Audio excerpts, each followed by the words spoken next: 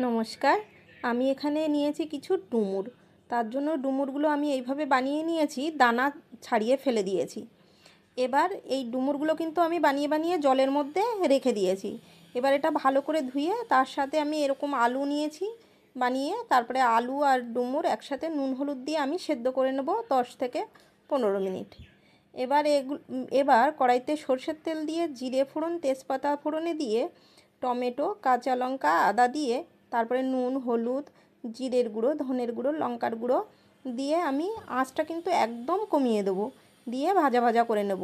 তারপরে সেদ্ধ ডুমুর ও আলু আমি দিয়ে একটু 2 থেকে 3 মিনিট ভাজা ভাজা করে নেব। তারপরে ডুমুর সেদ্ধ করা যে জলটা সেটা আমি ফেলিনি, সেটা দিয়ে তারপরে ঘি গরম মশলা দিয়ে আমি নামিয়ে নেব এখানে ডুমুরের সবজি। নমস্কার, রাধে রাধে।